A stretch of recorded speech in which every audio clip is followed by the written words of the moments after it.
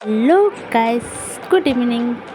Welcome back my channel Puja day. কেমন আছো তোমরা? আই হোপ কি তোমরা খুবই ভালো আছো, আর আমিও খুবই ভালো আছি। তো আমি চলে আসলাম রান্নাঘরে। তো এই যেখানে খাসি মাংস ভালো করে ধুয়ে তো একটা মানে দিয়ে দিলাম একটু কাসন্দ আর এই যে টক দই। এমনিভাবে তোমরা যদি একবার কাসন্দের টক দই দিয়ে মেখে রেখে দাও 10-15 মিনিটের জন্য, তো খুবই টেস্টি লাগে, খুবই ভালো লাগে। তো দেখো, এটা আমি ভালো করে কাসন্দ আর টক দইকে ভালো করে মেখে 10-15 মিনিটের জন্য আমি ঢেকে রেখে দেবো সাইডে। তো সবসময় তো অন্য কিছু বানাই, তো আজকে একটু অন্য কিছু বানিয়ে তোমাদেরকে দেখাই। তারপরে এখানে চলে আসলাম একটু গোটা গরম মশলা নিয়ে।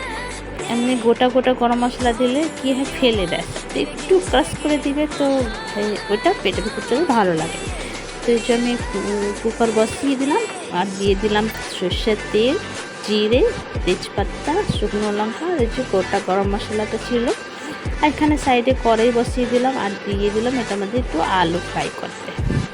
তো একটু আলুটা ফ্রাই করে তোমরা যদি দাও না মাংসের মধ্যে, তো ওইটার টেস্ট আলাদা, আর এমনি আলু কিনে দিলে ওইটার টেস্ট আলাদা লাগে। তো আলু ফ্রাই করে দিলেই ভালো লাগে। তো এখানে আমি দিয়ে দিলাম পেঁয়াজ, অনেকগুলো পেঁয়াজ দিলাম কেটে, এটা লাল করছি। তো এই আলুর মধ্যে দিয়ে দিলাম একটু হলুদ আর একটু নুন, নিয়ে এটাকে লাল করে ফ্রাই করব। তো এখানে দেখো আমি পেঁয়াজটাকে এখানে নাড়াচাড়া করছি, এখানে আলুটা করা যায়। তো ঢেকে পেঁয়াজটাকে একটু ভাজবো, তো গলে যাবে তাড়াতাড়ি। তো এটা মানে দেখো আমি একটু মশলা নিয়ে নিলাম। এটা মানে আদা রসুন বাটা, জিরে গুঁড়ো, ধনে গুঁড়ো, আর লঙ্কা গুঁড়ো, আর গোলমরিচ পাউডার, আর একটু জল দিয়ে ভালো করে মিলিয়ে নেব। মিলিয়ে এক সাইডে রেখে দেবো। তো দেখো আমার আলু ভাজা হয়ে গেছে। তারপরে এখানে দেখো মাংসটাকে একটু ভালো করে আবার মিলিয়ে নিলাম, মিলিয়ে আবার পেঁয়াজটা লাল হয়ে গেছিলো, তো ওটার মধ্যে দিয়ে দিলাম। আর যা ওটার মধ্যে জলটা ছিল মাংস, ওইটাও দিয়ে দিলাম।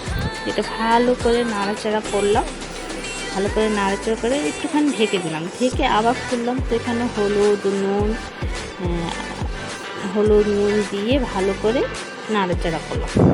এটা একটুখানি 2 মিনিটের জন্য ফ্রাই করলাম হলুদ নুন দিয়ে। তারপরে এখানে দেখলাম মশলাটা যে বানিয়ে রেখেছিল, এই মশলাটা দিয়ে ভালো করে নাড়াচাড়া করতে। এখানে বাবুটা বলছে আমি মুড়ি খাবো, তো এই যে মুড়ি আর ডালমুড়ি নিয়েও বসছি, চলো ও খাও, ততক্ষণ রান্না করে মাংসটা বানাই। তো এই যে দেখো এখানে আমি দিয়ে দিলাম মাটন মশলা। তো এখানে মাটন মশলা দিয়ে ভালো করে নাড়াচাড়া করে আবার ঢেকে বানাচ্ছিলাম। ঢেকে বানালে তাড়াতাড়ি একটু সিদ্ধ হবে। তো এই যে দেখো আমার তেল ছেড়ে দিয়েছে। তারপরে এর মধ্যে দিয়ে দেবো আমি জল দিয়ে ভালো করে নাড়াচাড়া করে, আর এর মধ্যে দিয়ে দেবো আমি একটু গরম মশলা দিয়ে ভালো করে নাড়াচাড়া করে কুকারটাকে বন্ধ করে দেবো। 4-5 সিটি লাগাবো।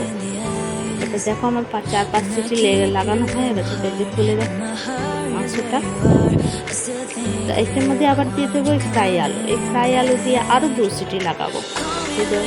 2 সিটি লাগিয়ে আসছি 2 সিটি। তো এই যে দেখো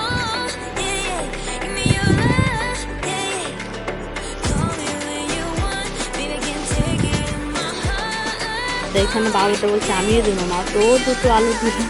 তো চলো এখানে 2টো সিটি লাগিয়ে নিই। তো এই যে 2টো সিটি লেগে গেছে, তো আমার ভাত আর মাংস রেডি।